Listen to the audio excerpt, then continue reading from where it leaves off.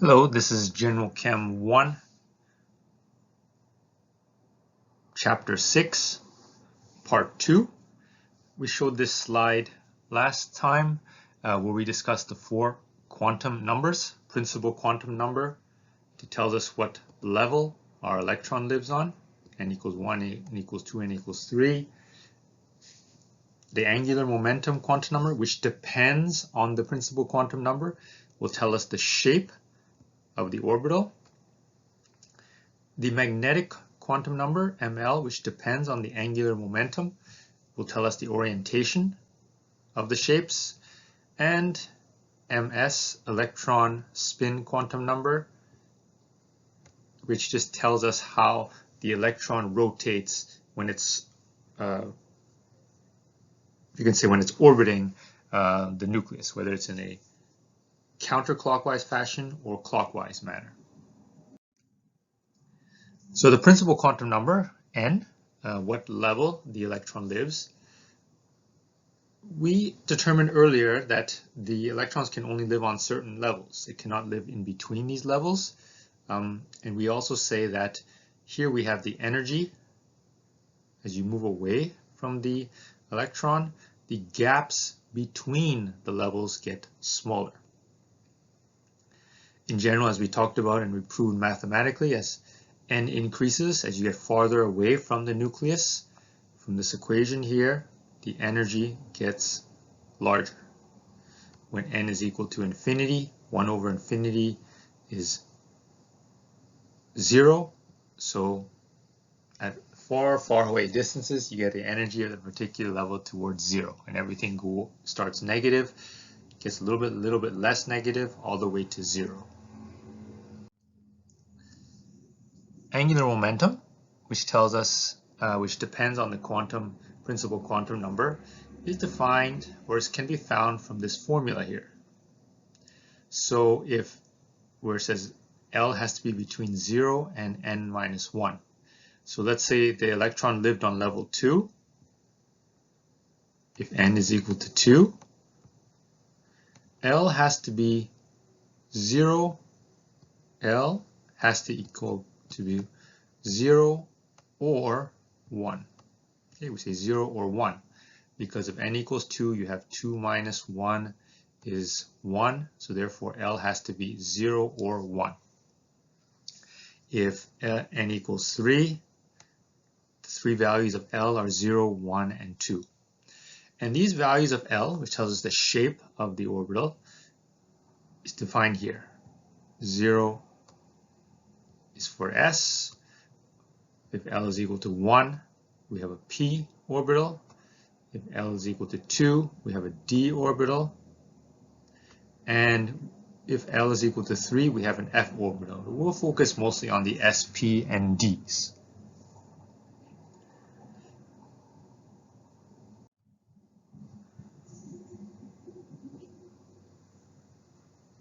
Here we have if n equals 3, we already said the values of L will be 0, 1, or 2.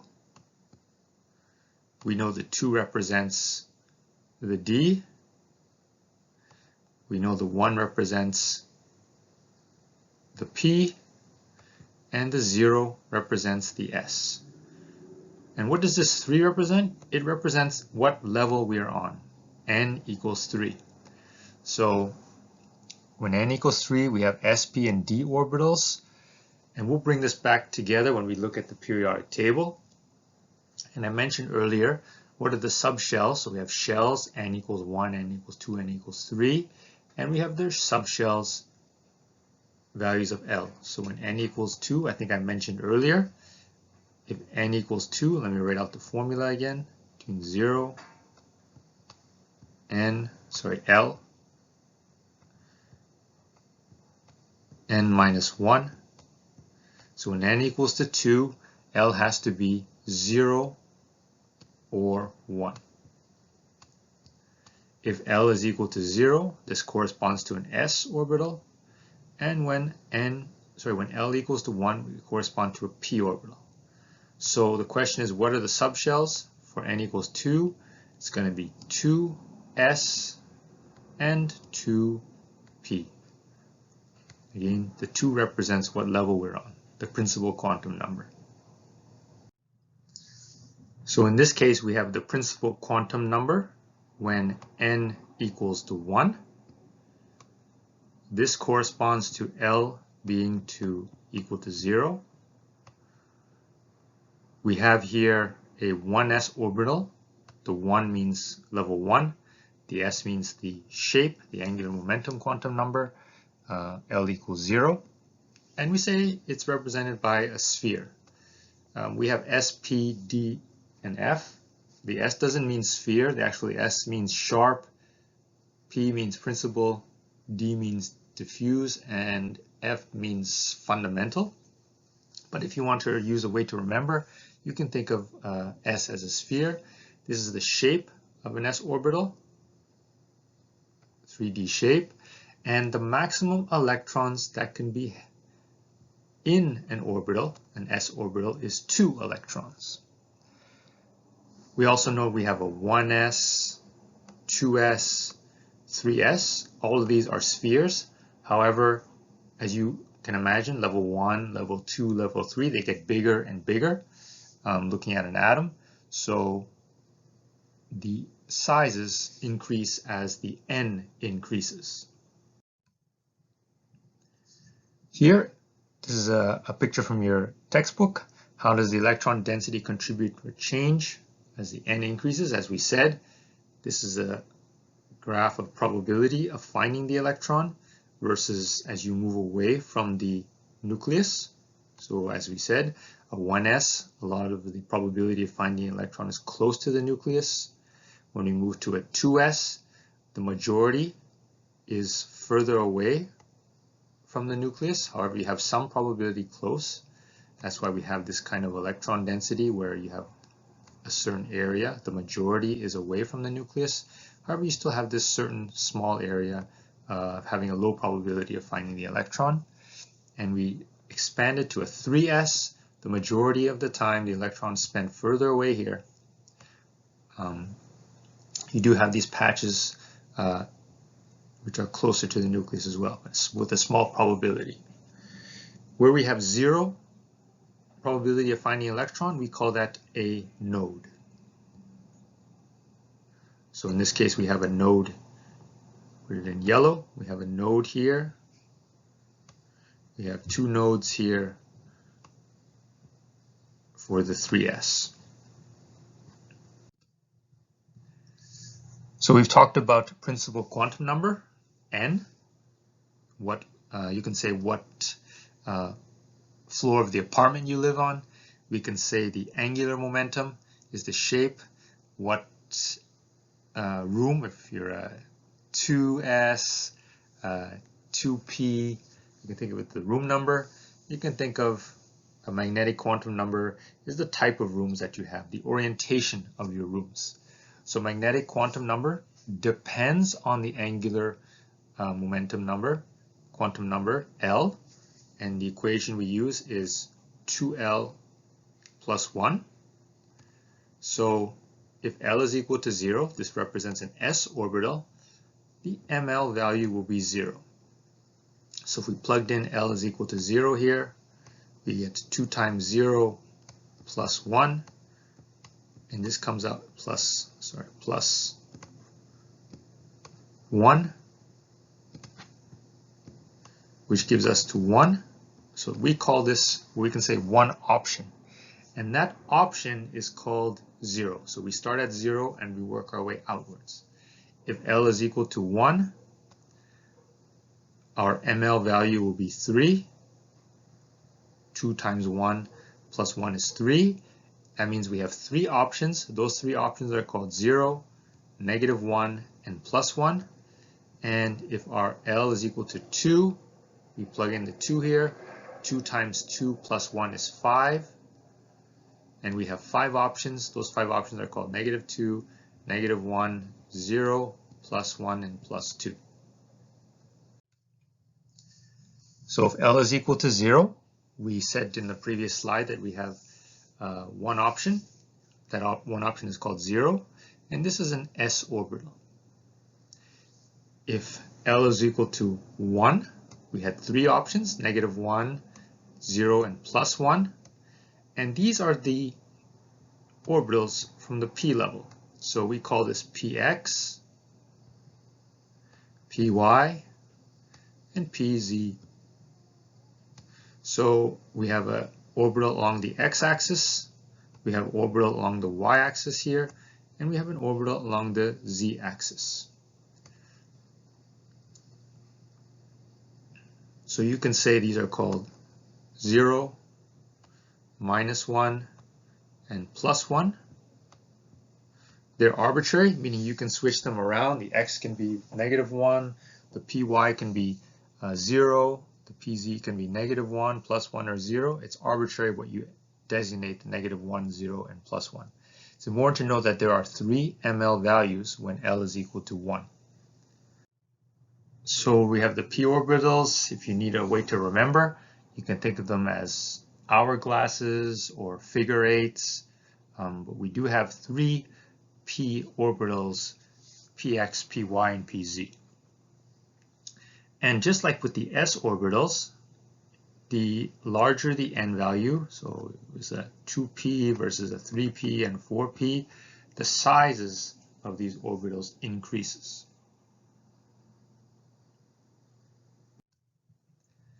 We move on to the d. So if you remember, when L is equal to 0, it's a sphere or an S, it's sharp. If L is equal to 1, we have p orbitals, 3 of them, px, py, and pz. And now when we have L is equal to 2, these are d orbitals. So when L is equal to 2, 2 times L plus 1, that gives us 5. And those 5 options are called 0, -1, +1, +2, and -2. And here are the 5 orbitals for the d. We have dxz orbital, dxy orbital, dyz orbital, dz squared orbital, and dx squared minus y squared. So as you can see, the dxz orbital is between the axes. We have here the dxy orbital is between the x and the y axes. We have here the dz squared, which is along the z-axis. We can say like a donut shape. And we have dx squared minus y squared, which is the orbitals are along the axes. So, which I can explain to the class, these are like donuts, or we can say donuts for the z squared and 4-leaf clovers for the other orbitals. So one question for you, list all possible subshells and orbitals when the principal quantum number is 3. When the principal quantum number is 3, when n is equal to 3, that means L can be 0, 1, or 2. If you plug the n into this equation above, L will be 0, 1, or 2. If L is equal to 0, we have s orbitals. If L is equal to 1, we have p orbitals. And if L is equal to 2, we have d orbitals. So all the possible subshells, we can come up with a 3s, 3p, and 3d. Those are the subshells. And the orbitals, 3px, 3py, 3pz, 3dxy, 3dxz, 3dz squared, 3dx squared minus y squared. There are 5 of them for the d's, there are 3 of them for the p's, and there's 1 orbital for the s.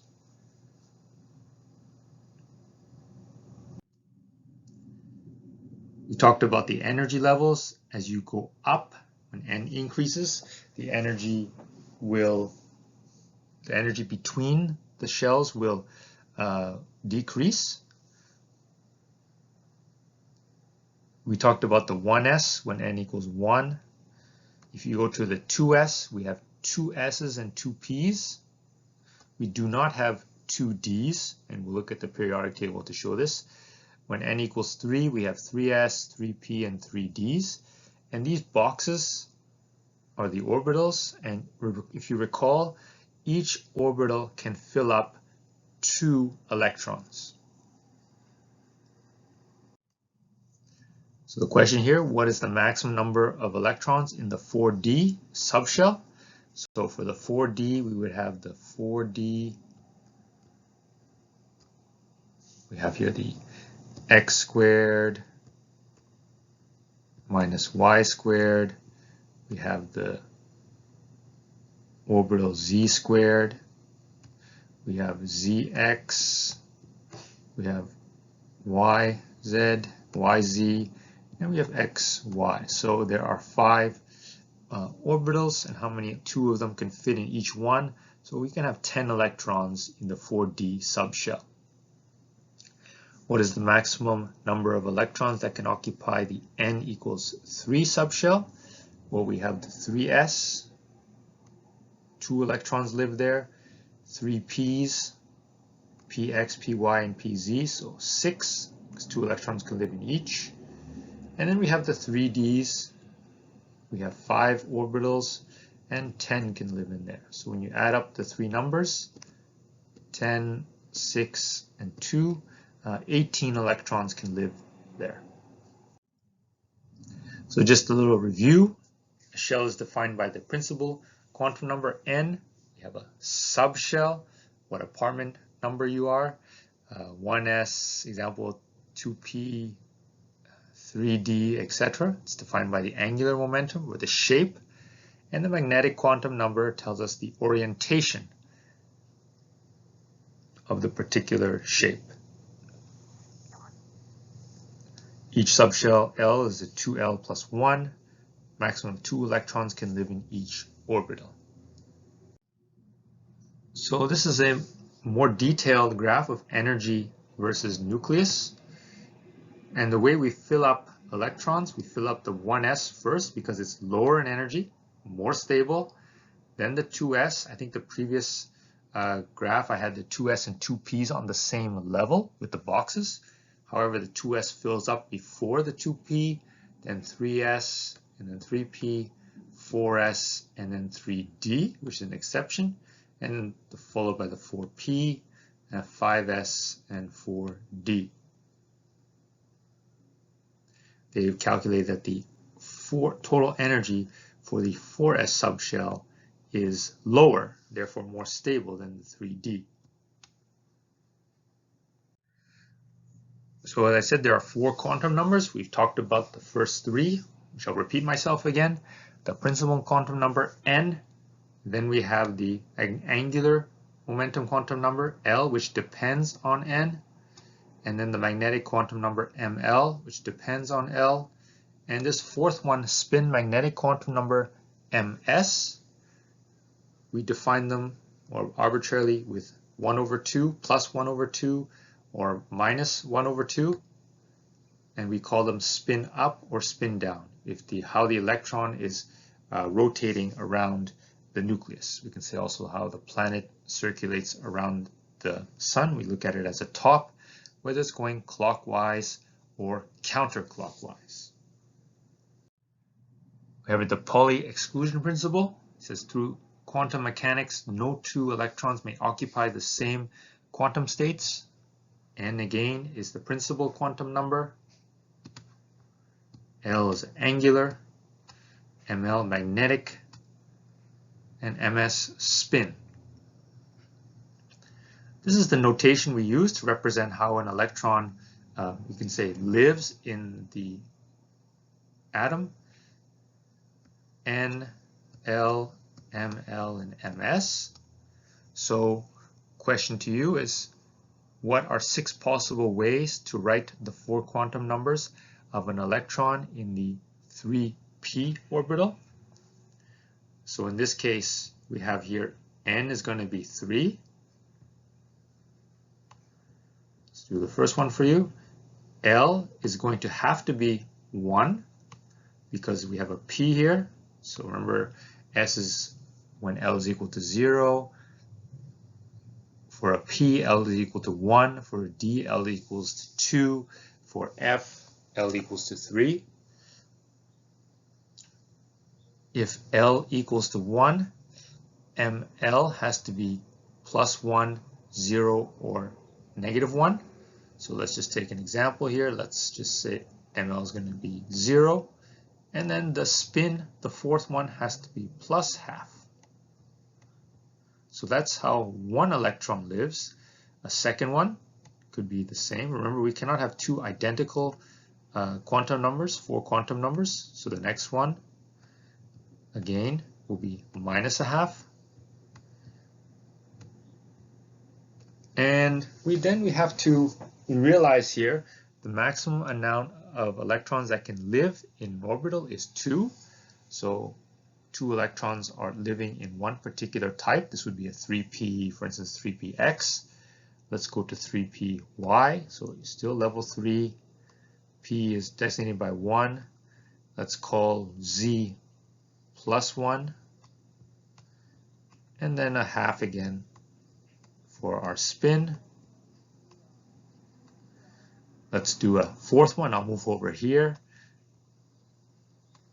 N, because of the 3. P is the 1. +1 again. And now we have to use the opposite spin with the other electron. Our fourth one, again, 3, 1. And here we defer, we'd have to put -1 and +½ and its corresponding electron, 3, 1, -1, and a -½ Okay, so those are our 6 possibilities when we have a 3p orbital. 3px, 3py, 3pz. Each one of those orbitals has 2 electrons, so we have to have a total of 6 for the 3p level, and these are our 6 ways of describing each one of those electrons. A typical question on an exam would be, write the electron configuration of a particular element. So we start simple. If we look for hydrogen, we can write the electron configuration is 1s1. Electron configuration consists of the subshell with a superscript indicating the number of electrons in the subshell. So in this case, hydrogen would be 1s1. Why is that? Because hydrogen has 1 electron, and that electron lives on level 1. It's a sphere, or we can say a sharp for S. And this 1 in white here indicates how many electrons are in that orbital. And 1s1. And it fills up the 1s1 first, because if you remember from our table or our graph, it shows the 1s gets filled first, and then the 2s, and then the 2p, and then the 3s, and then the 3p, etc. So we also have the electron configuration. Now we have the orbital diagram, which is another way of representing the electron. The box indicates the orbital. That orbital is called 1s. And this arrow here represents the electron. So you can have the electron up or down. Either one is fine. But you cannot have them both up or both down when we move to the next next element, which is helium. Helium consists of 2 electrons, 2 protons. So we draw the 1s. We draw the orbital, 1 up and 1 down. You can say 1 represents +½ The other one represents -½ in terms of the spin, in terms of the ms, the spin of the electrons. We can't put 3 electrons in one box. Remember, the maximum that can live in one orbital is 2. Here's just what I just explained in the previous slide. You want to fill up the electrons in the most stable. So the 1s is first. After the 1s is filled, you go to the 2s, the 2p, which has 3px, py, and pz, 3s, and then followed by the 3p. Once the 3p is filled up, you go to the 4s and you move on, etc. And there's a way with the periodic table, which is nice, which will let us remember what orbitals we use. So for instance, we talked about the 1s is for hydrogen here. The 1s2 is for helium. All of these here, including the helium, are s's. All the transition states are d's. See the d's. And all the group 3a to 8a elements are p's. We have here a small section here. When we get to 6s, we have the 4f and the 5f, which we will not talk too much about. But I'll say this again, you read it like a book. So you always read in terms of the electron configuration, going from left to right, going down. As you read a book, you go left to right, and then you read down. And what do I mean by this? I'll show you in a second. So some general guidelines. Only up to 2 electrons can occupy an orbital, 1 arrow up or 1 arrow down in a box before we go to the next orbital. Electron will occupy lower energies first. Each orbital in a subshell must contain an electron before a second electron is placed in that box. So for instance, when we're working with the p's, we'll see later, you have to occupy the px, put an arrow in the px, and then the py, and then the pz before you double up. So let's just go step by step, starting with the most simple one, hydrogen. The electron configuration is 1s1. 1 again, our n equals to 1, level 1.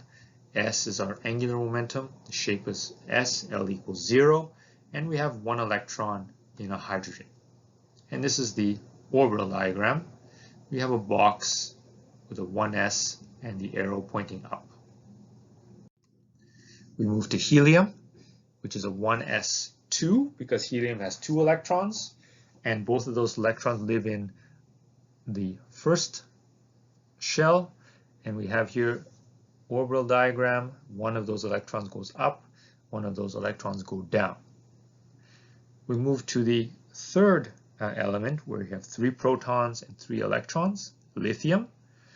So we have 3 electrons. The 1s gets filled up first, 1s2, and then we have to move to the next lowest energy level, which is the 2s, 2s1. So a total of 3 electrons. Here's the orbital diagram. 1s here has 2 electrons, 1 up and 1 down, and the 2s, which has 1 electron going up. Beryllium, which has 4 electrons. So we fill up again the 1s2 first, and then the 2s2 next. So the correct electron configuration for beryllium, which has 4 protons and 4 electrons, would be 1s2, 2s2. We move to boron, which has 5 electrons. So 1s2, 2s2, and then the next energy level is 2p, 2p1. This is the orbital diagrams we draw. We drew 3 boxes for the p. We have to draw the 3 boxes because one of them can be py, one of them can be pz, one of them can be px. Doesn't matter which one is which, px, py, pz, they all have the same energy. We have to introduce Hunds Rule. As I just said, I've mentioned briefly, every orbital in a subshell is singly occupied with 1 electron before another one is doubly occupied. And this kind of makes sense intuitively because for carbon we have 6 electrons. So the 1s2 gets filled up first, and then 2s2, and then 2p. We don't put the second electron here because intuitively we know that electrons they would rather be spread apart. Electrons repel each other, so each one, as I tell people, would like to have their own room. So each electron would like to have their own room, just like you like to have your own bathroom when you're living in an apartment, ideally. So you fill up the next orbital before doubling up with the electron. So we continue on with neon, which is a noble gas, group 8A. Noble gases are stable, and this is shown here by the orbital diagram because all of the boxes are occupied. So there's no, you can say, no room or no need for a bond to occur with another electron from another element, making a chemical bond. There are exceptions, of course. So we have here for neon, 1s2, 2s2, 2p6, and this is the corresponding orbital diagram. So the next one is, what is the electron configuration of krypton, and draw its orbital diagram. So the first thing is we need to locate krypton on the periodic table. It has 36 protons and therefore 36 electrons. So we have to draw the electron configuration of krypton. So if you had the periodic table in front of you, like I said, you read it like a book. Level 1, so for krypton, we go 1s2, we drop down a level in the periodic table and go 2s2. We move over to the right of the periodic table, 2p6. Again, reading like a book, you go back to level 3 now, 3s2. You can see sodium and magnesium, 3p6, aluminum to argon, 4s2, potassium and calcium. Next is 3d10. We start at 3, not 2. 3d10, this is the transition metal from scandium to zinc. And then we arrive at krypton, 4p6.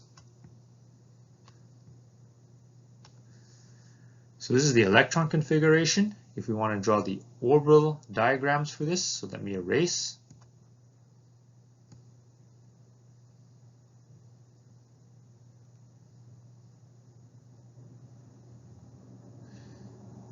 We want to draw the orbital diagrams. So we would draw a 1 for the 1s, 2s, 2p, so 3 of them because there's px, py, pz, 3s, 3p, 4s, 3d, so we have to draw 5 boxes. Remember, there's 4-leaf clovers, there are 5 of them with our donut, and 4p. And now fill them up with arrows.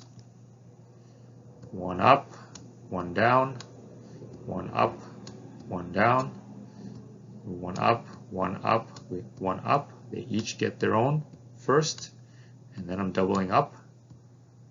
And this continues on. I'll go to the 3D, filling each one up first,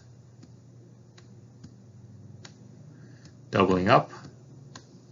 This is I'm drawing the orbital diagram, and the 4p, each one gets filled up and then doubled up. Okay, so you do have to label each one, so I'll label a few: the 1s, 2s, 2p, 3s, 3p, 4s, 3d, and the 4p. So these are the orbital diagram. Which element could have the following electron configuration? So if you have the periodic table in front of you, the 1s2 is on the left, top left corner. The 2s2 is right below. You move over, slide to the right, 2p6, and then the 3s2 back to the left for sodium and magnesium, And then the 3p5 is aluminum, silicon, phosphorus, sulfur, and chlorine. So the chlorine will be the electron configuration. The following electron configuration will be for chlorine.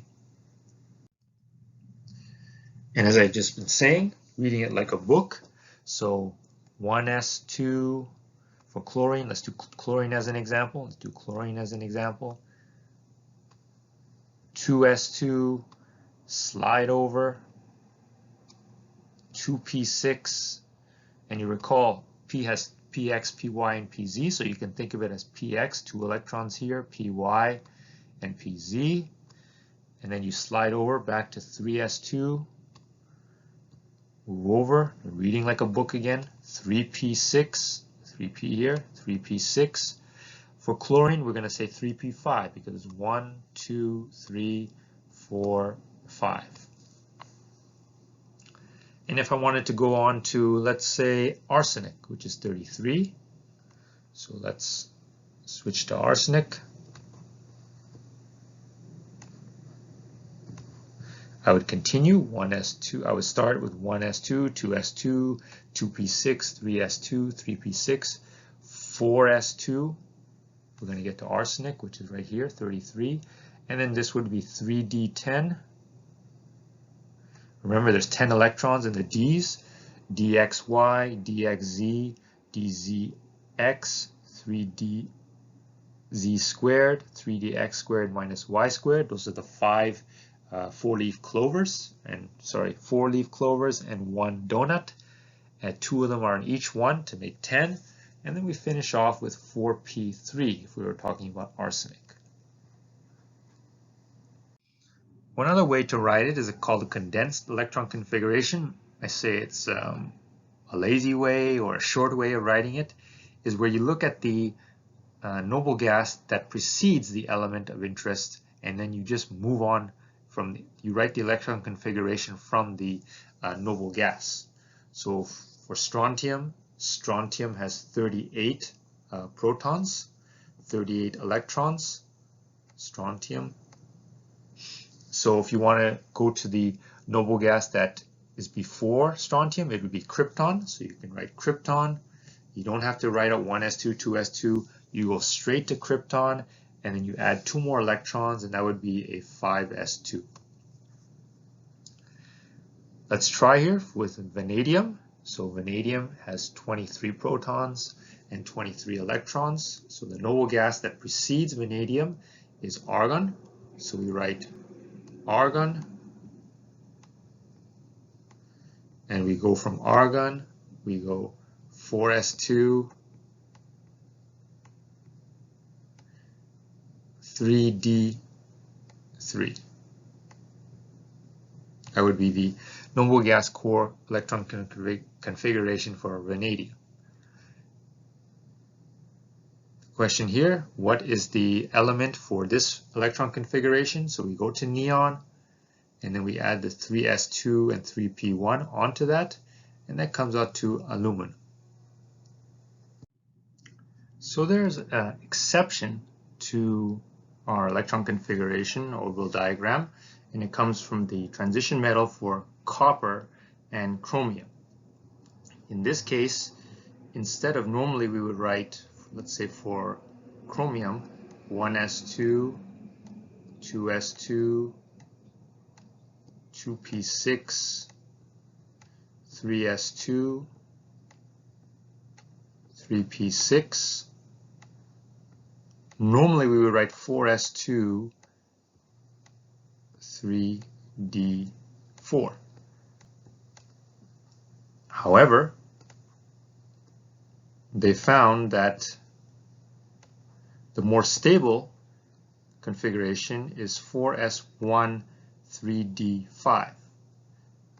And intuitively you can think, well, the electron from the 4s2 would jump over to the 3d. Each orbital would have its own electron. And they found that completely half-filled orbitals are more stable. In the case of copper, the 4s2 again would jump over to the 3d, so make 3d10, And they also found that completely filled sublevels are more stable than partially filled sublevels. So these are the two exceptions that we should keep in mind. And that concludes chapter 6.